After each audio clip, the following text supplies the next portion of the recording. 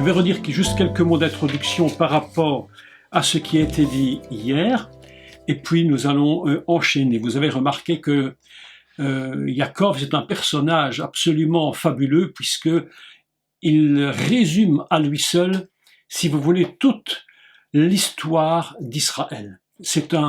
On pourrait dire qu'il est un résumé, il est un microcosme, un résumé véritablement, un condensé, un concentré, dirais-je même, de toute l'histoire d'Israël depuis le commencement où il va naître jusqu'à la fin, ce qu'on appelle, et ce que les Juifs appellent en général, la délivrance finale, non seulement d'Israël, mais la délivrance finale des nations. Puisque lorsqu'Israël reconnaît le Messie, on rentre dans une dimension absolument fantastique qui est l'appel fondamental d'Israël d'aller annoncer la vérité au monde qui est le maître de l'univers et le Messie. Donc c'est là le but d'Israël fondamentalement, et il a été mis à part pour cela.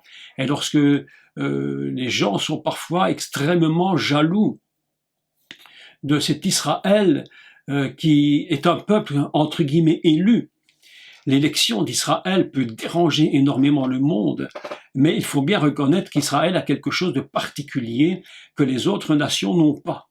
Et le but d'Israël, évidemment, c'est donc d'annoncer qui est le Messie au monde. C'était là le but de son existence, de révéler Dieu, ce qu'il a fait d'ailleurs, tout du moins par la loi de Moïse, par les prophètes, toutes ces choses se sont mises les unes après les autres. Et en finalité, le summum, j'allais dire, l'explosion, le feu d'artifice final qui sera la reconnaissance d'Israël par la reconnaissance du Messie par Israël, et qui va permettre au monde de rentrer dans une dimension absolument fantastique qu'on va appeler d'ailleurs la fête des tabernacles, mais au niveau international. Et ce ne sera plus seulement une fête des tabernacles pour le peuple d'Israël une fois par an, mais ce sera la fête des tabernacles définitive pour Israël et pour le monde. Et d'ailleurs, nous aurons l'occasion de reparler de cela lorsque nous continuerons ces cours sur Yaakov, et nous verrons c'est lui en réalité qui va donner son nom à la fête de Sukkot, donc la fête des tabernacles, puisque c'est Yaakov qui va construire lui-même des Sukkot pour ses animaux, pour son bétail, et lui va se faire une maison. Donc là, il y a un enseignement, mais absolument, mais génial. C'est quelque chose de Torah absolument fabuleux. Donc, mais ce sera pour un peu plus tard. J'en avais déjà dit quelques mots, mais ça vaut toujours la peine de rappeler ces choses, elles sont si magnifiques. Donc voilà que Yaakov a combattu avec l'homme, avec cet homme qui lui-même a deux dimensions absolument prophétiques, et cet homme qu'on ne connaît pas en réalité. Cette nuit, lorsque je me suis levé pour travailler, je me suis dit, mais ça me rappelle quand même quelques personnages qui viennent, qui apparaissent, dont on ne sait pas d'où ils viennent. En général, vous savez que chaque personnage a une généalogie, c'est très important. Les généalogies dans la Bible, chose que souvent les gens ne lisent pas, parce que c'est tellement, entre guillemets, ennuyeux. Elles ne deviennent intéressantes, ces généalogies, uniquement lorsque nous faisons de la recherche et que nous cherchons à savoir d'où viennent les personnages, qui ils sont, comment ils fonctionnent, parfois quels sont leurs raisonnements, leurs comportements, et on ne peut le savoir que par les généalogies. Mais évidemment, ça demande un peu de volonté de les lire, et puis aussi de chercher. Donc, voilà qu'un personnage apparaît qui s'appelle un homme, tout simplement, Ish. Et il est Ish, et en réalité, il n'a pas de généalogie, on ne sait rien de lui. Il apparaît subitement lorsque Yaakov reste seul, nous apprenons qu'il y a un homme qui le combat. J'avais dit hier qu'on ne sait même pas la raison du combat, elle ne nous est pas indiquée littéralement dès le départ. Il y a un combat qui se produit, on ne sait pas pourquoi, c'est plus loin qu'on finira par comprendre que ce combat va l'amener à perdre une dimension pour en gagner une autre. Jacob va disparaître pour gagner Israël. Et c'est grâce à cet homme, ce combat. Donc cet homme, on ne sait pas d'où il vient, et ça nous rappelle quand même, entre autres, Melchitsedek, qui lui-même était un personnage sans généalogie. Je sais que les rabbins, les maîtres et les sages d'Israël ont essayé de lui trouver une généalogie, mais en réalité, il n'y en a pas. Et même dans le Nouveau Testament, lorsqu'on parle de Melchitsedek, on dit qu'il est sans généalogie. On on devine d'où il vient parce que nous comprenons qu'il est le prince de la paix, il est le roi de paix, donc on comprend cela et on sait qu'il s'agit évidemment d'une image qui apparaît comme étant le Mashiach. Évidemment, dans Yaakov, on a une même idée. On sait très bien que cet homme qui vient, il n'a pas de généalogie, on ne dit rien de lui. Il apparaît et en fait il disparaît aussi vite qu'il est venu. Il vient, il combat, il donne le changement de nom à Yaakov et il disparaît. Et en réalité, il disparaît nommément, mais il est toujours présent en filigrane. C'est-à-dire qu'il est toujours invisible, mais toujours présent. Et c'est ça qui est absolument fabuleux dans tout ce texte de Torah, dans toute la Bible en réalité, c'est que même si parfois il y a des récits où il n'est pas nommément, où il n'est pas donné par un nom, on ne le voit pas nécessairement, il est malgré tout toujours présent de façon totalement invisible, et c'est un peu ce que disait Yeshua, d'ailleurs je m'en vais, mais je serai tous les jours avec vous jusqu'à la fin de ce monde, à la fin de ce système, il sera toujours là, quoi qu'on fasse. Donc voilà un homme ici absolument surprenant, qui va permettre à Yaakov de pouvoir avoir un combat qui va complètement transformer non seulement sa vie d'homme, mais qui va transformer toute l'histoire du monde. Israël est en réalité quelqu'un qui change totalement l'histoire du monde. Les gens ont tellement d'agacement. Vous savez, on a remarqué une chose. Vous avez remarqué que lorsque vous avez quelque chose que les autres n'ont pas, est-ce que vous avez remarqué combien ça peut énerver? Lorsque vous avez atteint une dimension que d'autres ne peuvent pas avoir, parce que vous avez reçu de Dieu une grâce particulière, ça agace beaucoup les gens. Et ils se demandent comment se fait-il que vous puissiez faire de telles choses, arriver à de tels niveaux, alors qu'eux n'y arrivent pas. En réalité, c'est la question d'Israël. Pourquoi est-ce que le monde est si en colère contre lui le plus souvent? Parce qu'il a quelque chose qu'ils ne comprennent pas, mais qu'Israël possède. Et c'est ça qui est absolument extraordinaire, c'est pourquoi je rappelle tout le temps, lorsque vous parlez d'Israël, faites attention à la manière dont vous parlez d'Israël. Ne mélangeons pas l'Israël dans la promesse, et puis l'Israël avec ses qualités, ses défauts, qui sont des hommes comme tous les hommes, dont la Bible dit que tout homme, évidemment, est enfermé dans le péché, qu'il a besoin du Messie. Mais en réalité, on ne parle pas de sa nature avec ses défauts et ses qualités, mais du plan final que représente Israël, c'est cette destinée que Dieu a mis sur ce peuple et sur ses enfants.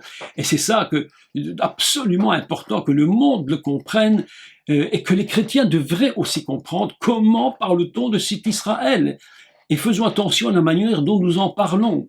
Donc, voilà un petit point important. Donc, on va aujourd'hui continuer.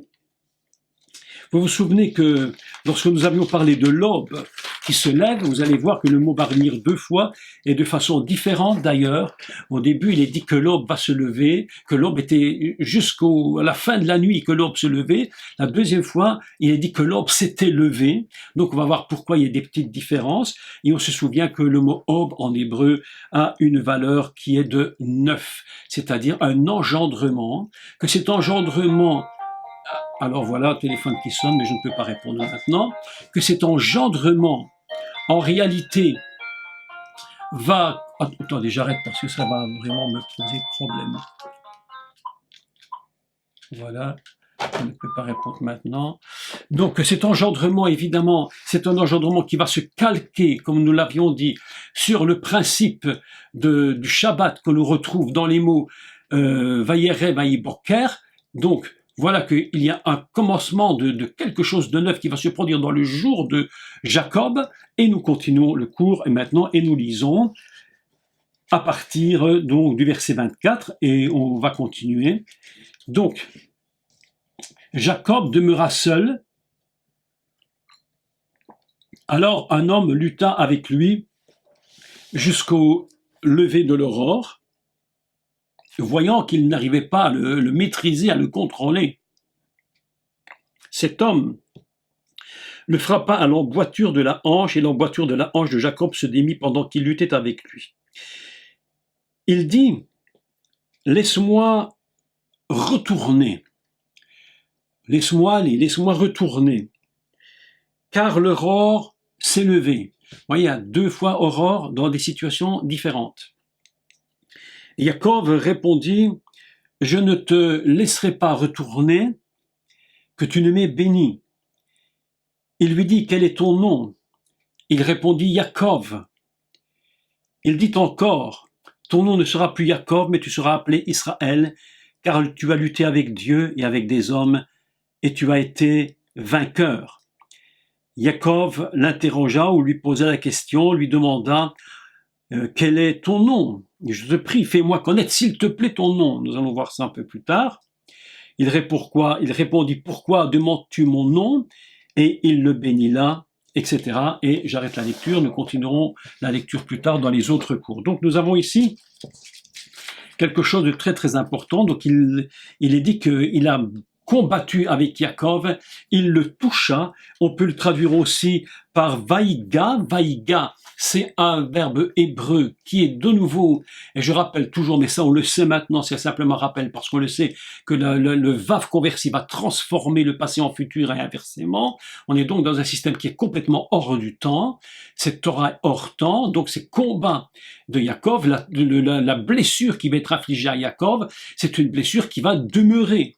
Elle est encore aujourd'hui dans la nature d'Israël, qui est encore dans la force de Jacob. C'est pourquoi nous avons un vav conversi, vaïga, il le toucha ou il le blessa, ou il lui donna de la peine, ou il se fatigua. On peut traduire par les 4 mots, c'est les 4 traductions possibles. Donc je répète que ga, qui s'écrit avec gimel et ain, veut dire toucher, ça veut dire blesser, ça veut dire avoir de la peine, de la fatigue, de la peine. Il est fatigué, il a de la peine. Et ça veut dire également, simplement se fatiguer, tout simplement. Donc, 4 traductions. Toucher, blesser, peiner, fatiguer. Donc, nous avions expliqué que il avait été touché, et cela s'était produit évidemment, mais c'est important de le rappeler, que cette blessure était arrivée et que le nom d'Israël avait été donné avant la rencontre avec Esav, son frère. Il le rencontrera plus tard. Et pourquoi? J'avais expliqué que c'est parce que Dieu ne voulait pas qu'il retrouve son frère dans l'état premier dans lequel il l'avait quitté. Non pas simplement parce qu'il ne voulait pas le retrouver dans l'état physiquement, mais dans cet état de combativité où Dieu dit il y a des combats qui ont été faits mais qui doivent s'arrêter et on doit passer à autre chose. Il va voir son frère, il ne combattra plus jamais de la même façon qu'il était au départ. Même si c'est un homme extrêmement déterminé, le combat ne peut plus être le même. Donc voilà que Yaakov est véritablement blessé, il est touché, il lutta avec lui, il le toucha, il le blessa, et qu'est-ce s'est-il produit pour qu'il le touche et qu'il le blesse? La Bible nous dit qu'il va boiter. Et voilà un mot très intéressant parce que nous allons voir que le mot boiter, c'est un mot qui était repris lui-même dans la Torah lorsqu'on dit mitzalotav, avec que Dieu prit une des côtes de l'Adam. Et on va constater que la nature adamique est une nature qui est aussi une nature boiteuse après qu'il ait été séparé. Donc tout ça est extrêmement important dans la notion Jacob. Et nous allons voir cela. Pour commencer, nous allons lire le mot où il est écrit que il le toucha, donc vaïga, à la hanche, et à la hanche, donc c'est un mot qui se dit kaf yerer. Intéressant mot, quand on regarde toutes ces racines, et nous allons constater que la hanche de Jacob va représenter énormément de choses. Ce n'est pas seulement une blessure de la chair, une blessure dans son corps, même si c'est vrai, bien entendu, mais ça va dépasser de loin uniquement une blessure de la chair. Alors, quand on dit Kaf, évidemment, on a déjà une idée, parce que Kaf, vous savez que la lettre Kaf qui s'écrit comme, comment dire, c'est un peu comme un C, mais inversé. Et qu'elle a donc une forme de coupelle. Vous voyez, une forme de coupelle, comme une cuillère. Puisque Kaf signifie d'ailleurs une cuillère. Ça signifie, c'est une lettre avec qui est incurvée. Et pour produire le mot hanche, on va dire Kaf yecher. Alors, c'est ce qu'on appelle l'emboîtement de la hanche. Là où l'os était dans son emboîtement, c'est pourquoi nous avons le kaf qui est l'emboîtement, si vous voulez, ce qui est incurvé. Dedans se trouve l'os et il va être combattu et à ce moment-là, l'os va se détacher de l'emboîture, de cette emboîture, et il va commencer de boiter. Alors le mot est intéressant parce que yerer, ça a plusieurs sens. Et vous allez voir que le premier sens de ce mot, yerer, c'est le côté, c'est la cuisse. Quand on dit kaf yerer, ça veut dire l'emboîtement du côté ou de la cuisse. Et là, il y aura donc un détachement. Mais ce mot a un autre sens qui est absolument surprenant, c'est que yerer signifie aussi la tige de la menorah, c'est-à-dire ce qui soutient les branches. Voilà quelque chose de tout à fait surprenant. Cette tige de la menorah, nous savons tous évidemment qu'elle a un sens, puisque c'est elle qui va soutenir les branches, c'est elle de cette menorah que vont sortir les 6 branches, que le pied qui est au milieu lui-même peut s'appeler également yerer. Et nous apprenons par là une chose absolument surprenante, c'est que même celui qui porte Israël, même celui qui est le serviteur, qui porte son église, qui porte ses enfants, qui va porter la valeur de 6 de l'humanité, du commencement de tout l'univers et de la dame fondamentale, même cette force-là, eh bien, elle va être touchée.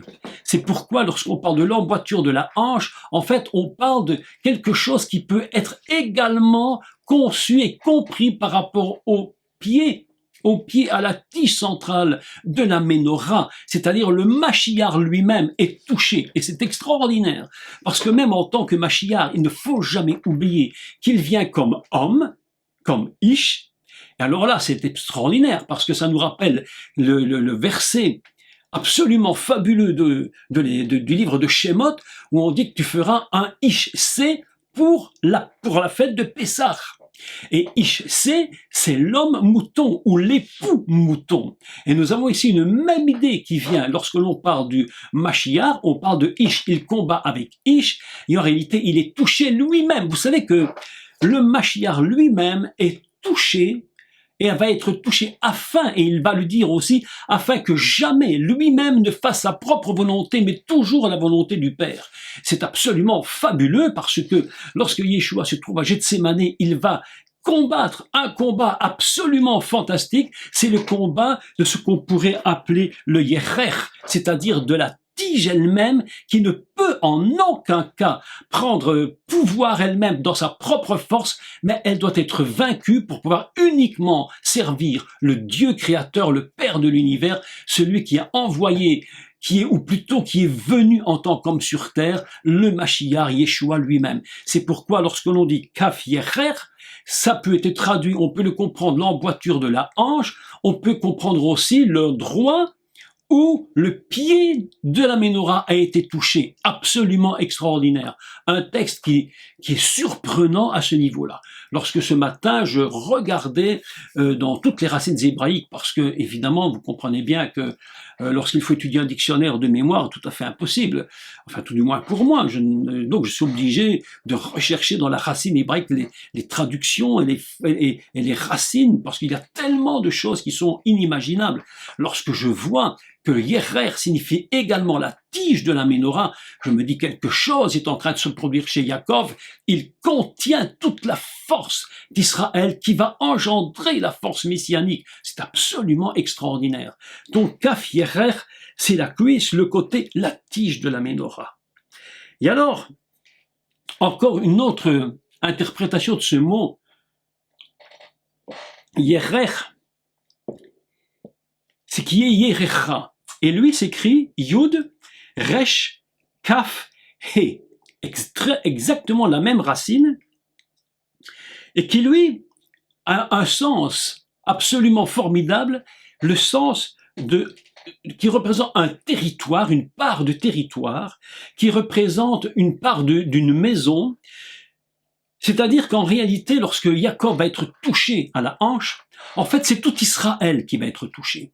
C'est tout, je dirais, le territoire, tous ceux qui y seront, Israël entier est touché dans la hanche. C'est-à-dire que la maison d'Israël elle-même est touchée. Le territoire lui-même est touché. Il ne peut pas faire ce qu'il veut. C'est un peuple, comme je le dirais 1 milliard de fois, mais c'est tellement important de le dire, c'est un peuple qui vit dans la limitation. À cause de cette blessure, d'ailleurs il est boiteux, et un peuple limité, c'est pourquoi le mot, lorsqu'on le dit Yerecha, qui vient exactement de la même racine que Yerer, ça veut dire que c'est le pays lui-même qui est touché, ça veut dire que c'est la maison d'Israël elle-même qui est touchée en Yaakov. Vous imaginez un peu ce texte, absolument fantastique. Donc, lorsque l'on parle que l'homme, je ne vais pas dire l'ange parce que c'est pas écrit l'ange, c'est écrit Ish. Donc lorsqu'il il combat avec l'ange, quelque chose d'absolument fabuleux se produit, c'est que toute la force qui va sortir, qui est contenue dans Jacob, va se rejeter complètement. Ils veulent pas me laisser, hein. Ils veulent pas me laisser en paix aujourd'hui.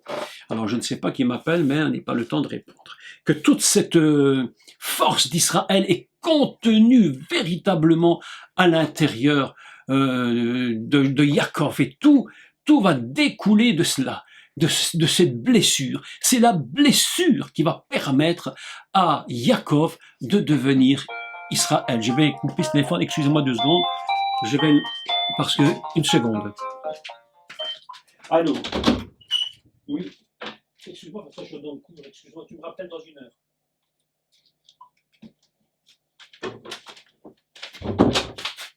Excusez-moi, mais je suis obligé de couper le téléphone parce que autrement je vais être ennuyé tout le temps. Juste, excusez-moi. Hein. Donc je disais que Jacob contient en lui toute cette force, toute cette énergie d'Israël qui va permettre que, à la finalité, la délivrance finale vienne et qu'il reconnaisse le Mashiach. C'est grâce à cette blessure. Donc voilà déjà une première partie très très très importante. La deuxième chose qu'on peut déduire de ce texte, c'est Behe Afko, quand on dit dans la lutte. Je voudrais relire le texte ici tel qu'il est. Il le toucha à la hanche, elle se luxa à la hanche de Jacob quand il lutta. Alors quand il lutta, on dit Behe Afko, c'est un mot intéressant parce que c'est la lutte, mais il y a 2 idées qui vont sortir de Behe Afko. Be'erafko, commence par bête. Et bête, c'est à l'intérieur d'eux. Alors, j'ai donc trouvé 2 idées intéressantes. C'est que le combat, la lutte qui s'est produite, peut s'être produite de 2 façons. La première façon, c'est que il est écrit que c'est dans le combat qu'a commencé, si vous voulez, à se produire la blessure à la hanche. C'est-à-dire qu'il y a comme une évolution. Ce n'est pas nécessairement au moment où c'est la deuxième idée, au moment où il voit qu'il ne peut pas le vaincre, il le frappe. Mais cette petite lettre bête, au début de ce mot, indique que c'est dans la lutte, comme s'il y avait eu, dès le départ de cette lutte, si vous voulez, une progression. Et nous constatons que dans tout combat d'une vie, il est très très très rare, extrêmement rare, que ce soit subitement que tout se résolve. Nous avons vraiment constaté que souvent, il y a une progression jusqu'au moment où nous allons devoir être, je dirais, définitivement frappés pour comprendre ce qui se passe. Il y a donc une progression. Et dans le mot « Be'afko », nous avons « dans la lutte », comme si le temps avait dû passer et que au commencement de la nuit jusqu'au lever de l'aube, il y avait déjà quelque chose qui s'était produit et que le fait d'être touché à la hanche était une progression dans le temps. C'est une première idée qui se dégage de ce mot à cause de la lettre, de la préposition bête qui est rajoutée au début du mot. Puis, jusqu'au coup final. C'est ce que je pourrais déduire. Alors, en français, il y a une expression formidable qui dit qu'on donne à quelqu'un le coup de grâce, ça veut dire le dernier coup.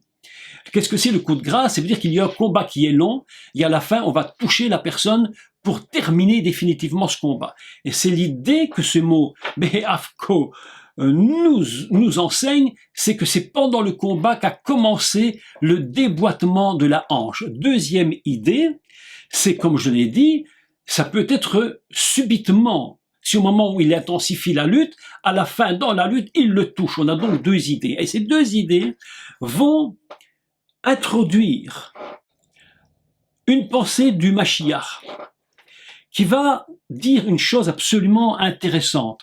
Encore une fois, ce sont des petites phrases du Messie qui paraissent tellement simplistes, mais qui contiennent une telle force qu'il faut absolument arriver à à les ressortir pour les développer et comprendre de quoi il s'agit. Vous vous souvenez que le Mashiach avait dit une chose surprenante lorsque nous la décodons d'une façon particulière. Il a dit donc la porte étroite et le chemin est resserré. En fait, nous avons ici dans l'histoire de Jacob exactement ce que dit le Mashiach. Une porte étroite que l'on peut considérer comme étant la crise par laquelle Jacob passe. Il passe par un moment terriblement difficile. C'est comme une crise et chacun d'entre nous, nous avons eu des moments dans notre vie où nous avons connu des crises terribles. J'en suis convaincu, il n'est pas l'exception, je ne le suis pas, vous ne l'êtes pas. C'est un principe commun à chacun d'entre nous. Nous passons par des moments de crise, c'est ce qu'on pourrait appeler la porte étroite. Je passe par un moment très très difficile, c'est la porte étroite. Mais après la porte étroite se produit, Yeshua le dit clairement, un chemin qui est resserré. Pourquoi le chemin est-il resserré? Parce que justement, le chemin large, vous allez où vous voulez sans limite. Mais le chemin resserré, c'est quelque chose qui nous tient dans des lignes précises. Je ne peux ni aller trop à gauche, ni trop à droite. C'est pourquoi il dit la porte, il y a une porte étroite, il y a un chemin serré. Mes amis, c'est l'histoire de Jacob. Une crise, et puis il va falloir marcher, et tu ne peux n'y aller ni trop à gauche, ni trop à droite, parce que tu es tenu à l'intérieur. C'est pourquoi que lorsque le Mashiach parle de cela, il parle à Israël. Et j'ai l'impression qu'on ressent quelque chose d'extraordinaire par rapport à cette phrase du Messie. Et je me suis posé la question, je me dis, mais est-ce qu'Israël avait bien compris ce que Yeshua disait lorsqu'il lui dit que la porte est étroite et le chemin serré? Est-ce qu'Israël avait bien compris qu'il était en train de parler de la crise d'Israël et d'un moment où Israël était tenu dans des règles strictes, comme Yaakov lui-même? C'est pourquoi j'avais dit que les deux idées me paraissaient tellement intéressantes. Probablement à cause du bête qui se trouve au début du mot lutter. Donc, Behavko, à cause du bête, c'est une crise qui avance et qui avance et qui avance. Et puis, on peut aussi considérer que c'est une porte étroite. Jacob passe par un moment extrêmement difficile. Et ce moment extrêmement difficile, eh bien, il va le garder totalement jusqu'au moment de la délivrance où Jacob va devenir Israël. Et là, quelque chose va donc se produire.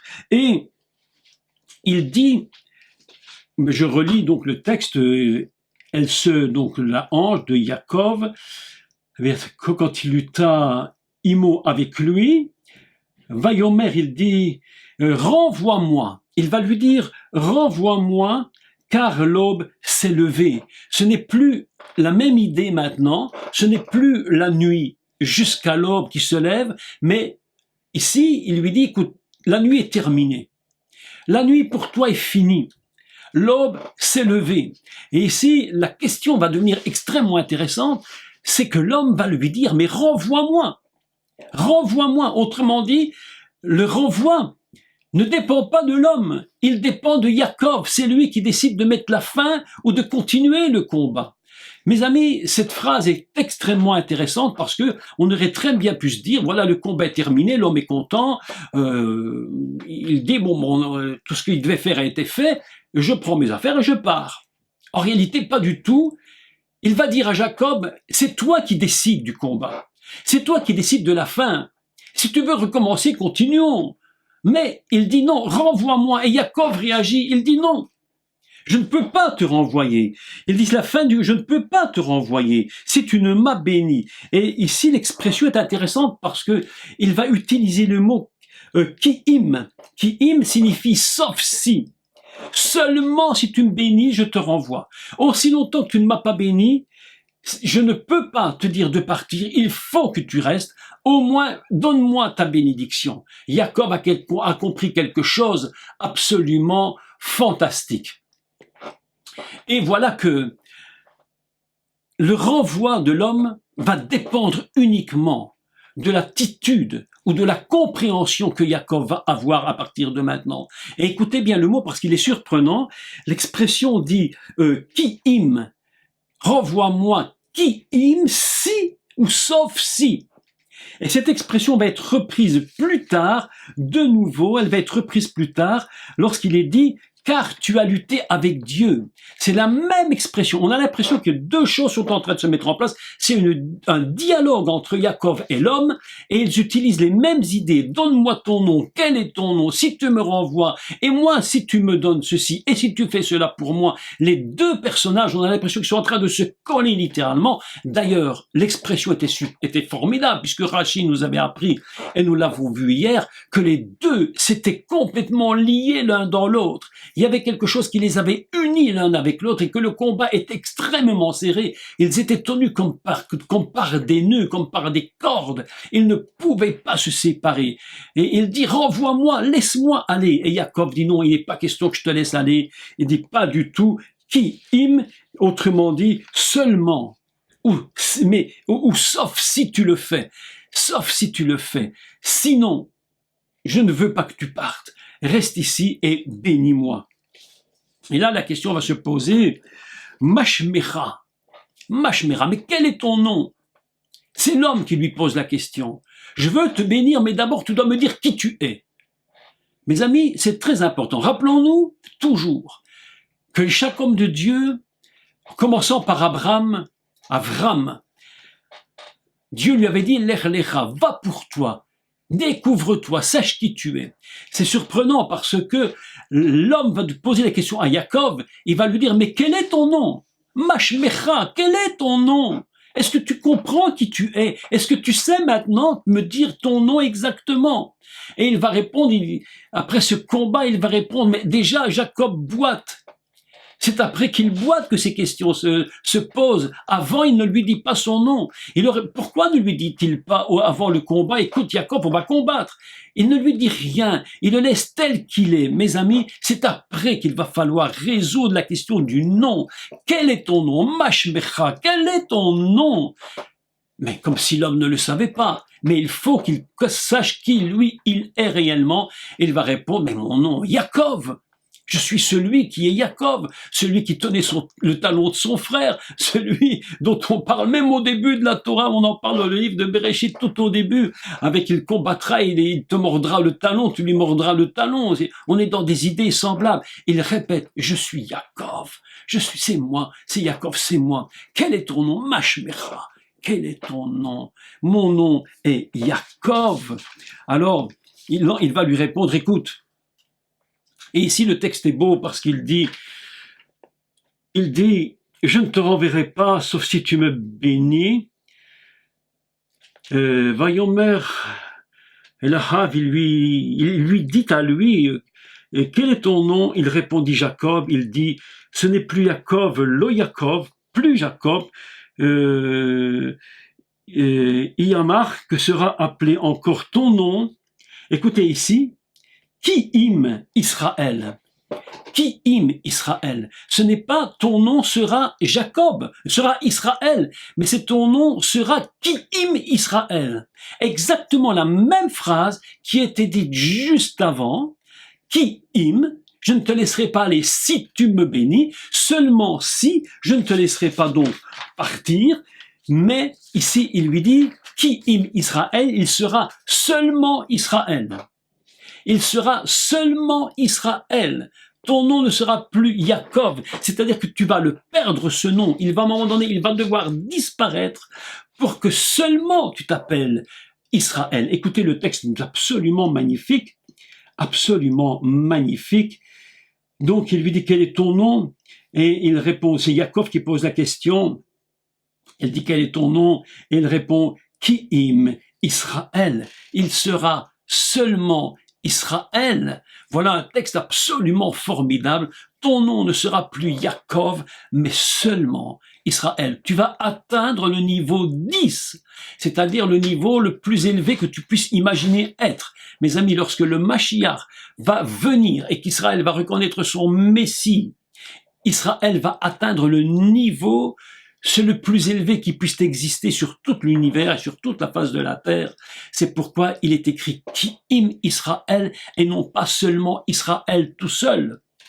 Tu seras Ki'im Israël. Ton nom sera changé et il s'appellera seulement Israël. Vous savez, c'est très important parce que dans la pensée que l'on pourrait avoir d'Israël, et on le voit d'ailleurs dans toute l'évolution du texte, dans tous les prophètes, et toujours le combat qui existe, ou peut-être la superposition, l'amalgame des deux, les fils de Jacob, les enfants d'Israël, ils sont toujours le collés l'un avec l'autre. Mais elle dit, ça là, ça va disparaître au moment où la délivrance finale va se faire, c'est-à-dire où tu vas reconnaître ton Mashiach.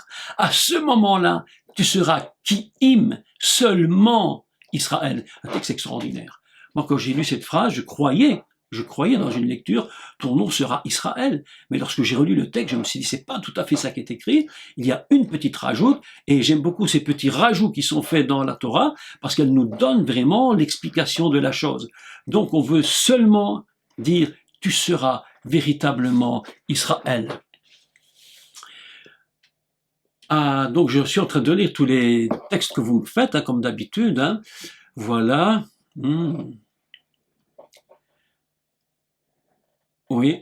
Voilà, alors vous pouvez lire évidemment ce que Thierry nous a écrit, c'est très très intéressant. Et évidemment, il est écrit comment s'écrit Ki'im. Alors Ki'im s'écrit tout simplement Kaf et Yud, et puis Aleph Mem. Aleph Mem, Kaf Yud, Aleph Mem. D'accord? Ki'im. Voilà. Tout simplement. Donc, tu seras appelé Israël. Et voilà un texte absolument extraordinaire. Nous comprenons à travers ces textes tout le secret de l'histoire d'Israël, tout le combat que le peuple d'Israël va devoir mener toute sa vie.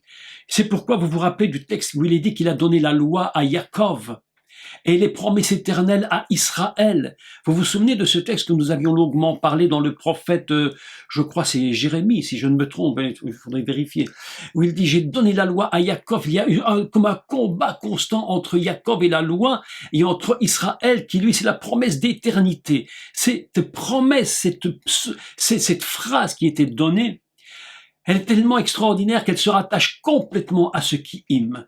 Tu es Jacob, mais tu ne le seras plus. Au moment où tu vas comprendre, je mettrai mon esprit dans leur cœur. Je ferai de eux une loi qui sera absolument accomplie en eux. Le but de Dieu pour Jacob, c'est d'accomplir en le Messie, à travers le Messie, dans la lutte avec le Messie, à l'intérieur de cette lutte, que le jour viendra où ils seront remplis de l'Esprit de Dieu. Mais vous imaginez, et Paul le dit, imaginez, dit Paul, lorsqu'Israël va recevoir cette puissance de Dieu. Mais mes amis, mais ça va être une bombe atomique sur la terre. Aujourd'hui, nous voyons Israël avec des hommes et des femmes et des sages, des docteurs, des gens qui enseignent la Torah, qui sont déjà des niveaux absolument assez extraordinaires. Mais lorsqu'ils vont reconnaître leur Mashiach, mes amis, lorsqu'ils vont le reconnaître, quelle force! Mais quelle force! L'homme va disparaître, la nature va disparaître, ils vont être remplis de l'esprit. Et les prophètes l'ont annoncé. J'ai donné à Jacob la loi et à Israël l'alliance éternelle. Mais, mes amis, absolument incroyable. C'est le but du combat.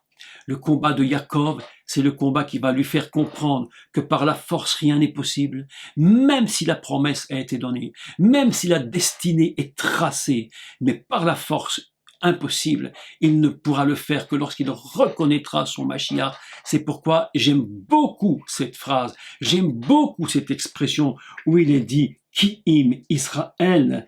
Il dit ton nom n'est plus Yaakov, mais il sera encore Ki'im Israël, seulement Israël est absolument magnifique. Donc, évidemment, Yaakov va lui dire, s'il te plaît, Agidana Shmera. Alors, Agida, c'est Nashmera, c'est annonce, s'il te plaît. Vous savez, en hébreu, c'est s'il te plaît. C'est s'il te plaît, annonce-moi ton nom, Shmera. Dis-moi quel est ton nom. Et il dit, mais pourquoi tu veux connaître mon nom? Mes amis, écoutez-moi. Parce qu'ici, c'est vraiment, mais admirable. Les maîtres d'Israël enseignent une chose extraordinaire. Lorsque cet étudiant de Torah va voir son rabbin, il lui dit, mais quand est-ce que l'on connaîtra son nom? Et il répond, lorsque le Mashiach viendra à la délivrance finale, nous connaîtrons son nom. Mes amis, c'est le Mashiach qui va révéler le nom. Il dit, mais quel est ton nom? Hagidana Shmecha, annonce s'il te plaît ton nom. Il dit, mais pourquoi tu veux le savoir? Pourquoi? Mes amis, le temps va passer. Le temps va passer, les siècles vont passer, parce qu'il faut que le temps passe pour que Israël comprenne véritablement que ces combats avec l'ange, c'est son combat d'aujourd'hui, c'est son combat de toujours. Et en réalité, le combat de Yaakov, mes amis, il faut quand même le reconnaître, c'est notre combat à nous aussi. Nous combattons tellement avec Dieu, nous combattons tellement contre des hommes. En tout cas, une leçon que nous devons apprendre, et ça j'en suis absolument convaincu.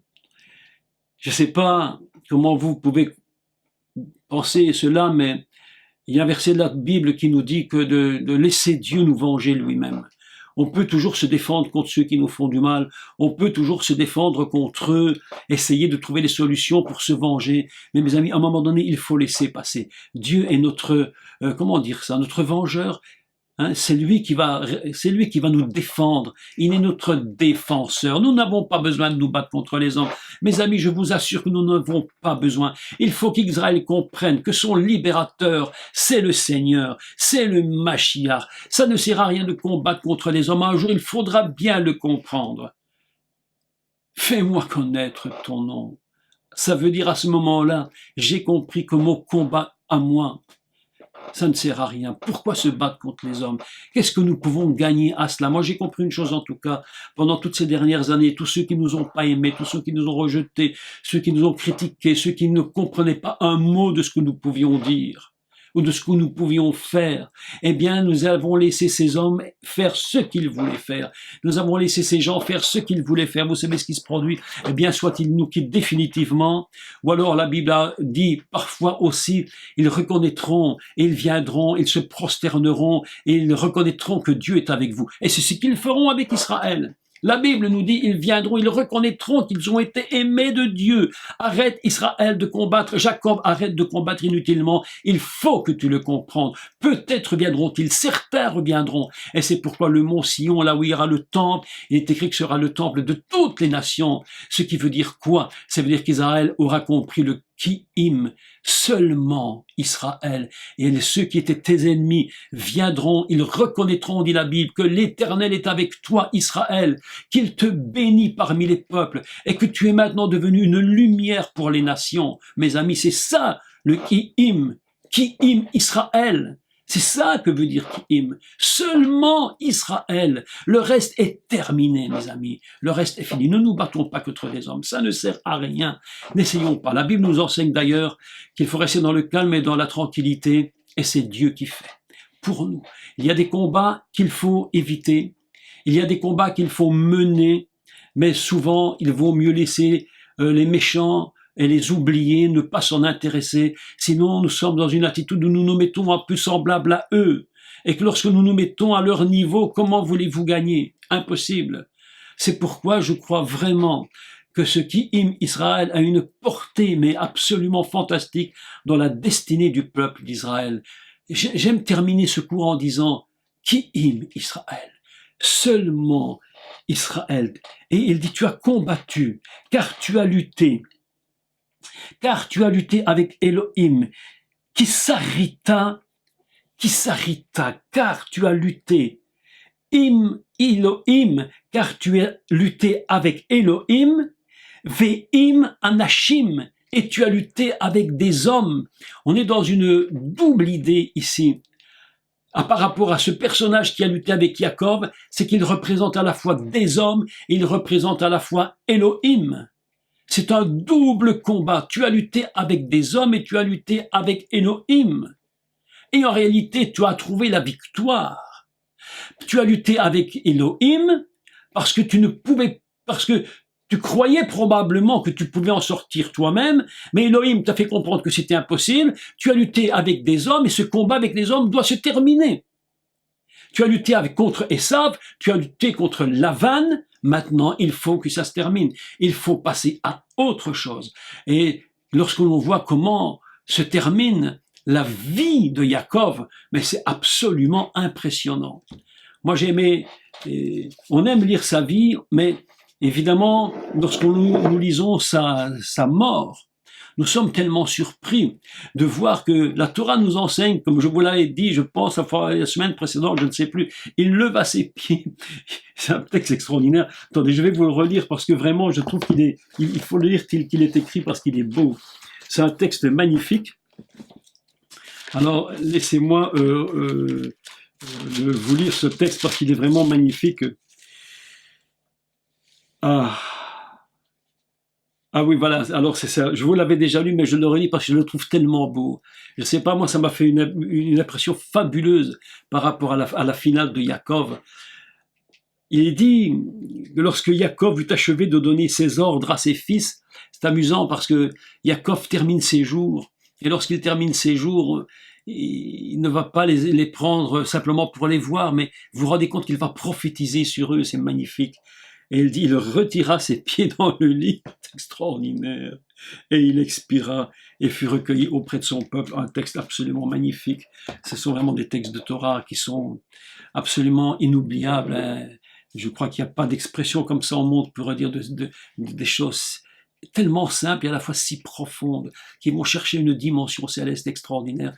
Il retira ses pieds dans le lit et il expira. Mais avant ça, mes amis, une vie exceptionnelle. Une vie exceptionnelle. Il a communiqué à tous ses fils. Il a communiqué toute cette force qui était en lui. Il a communiqué toutes ses forces. Il a donné la prophétie sur chacun d'eux. Il va annoncer la venue du Mashiach à travers Yehuda. Il va vraiment, il ne peut pas quitter cette terre avant que toute la prophétie, j'allais dire, quitte son corps et se répande sur les fils. Mes amis, quel texte, quel personnage ce Yaakov, mais quel personnage. Ah là là là là, moi lorsque je pense à des hommes comme ceux-là, je me dis quels êtres prophétiques. Leur vie, pas leur parole uniquement, mais leur vie entière est une prophétie.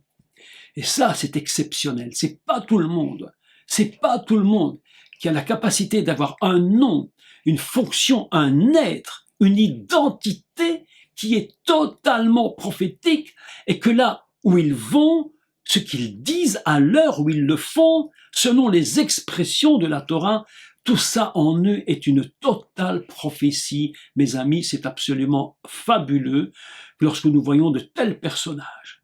C'est pourquoi Abraham, Yitzhak et Yaakov, vraiment, on peut dire, ils sont les trois piliers fondamentaux de cet Israël qui va construire les nations plus tard, lorsqu'il veut la délivrance finale va venir. Mes amis, nous attendons cette délivrance et je suis vraiment persuadé que nous sommes très proches de cette délivrance. Que le Seigneur, le Créateur de l'univers, que le Seigneur de l'univers vraiment nous ouvre nos yeux, nous donne d'attendre toute cette période si magnifique dans laquelle les choses vont se produire. Soyez tous bénis, je vous souhaite un Shabbat.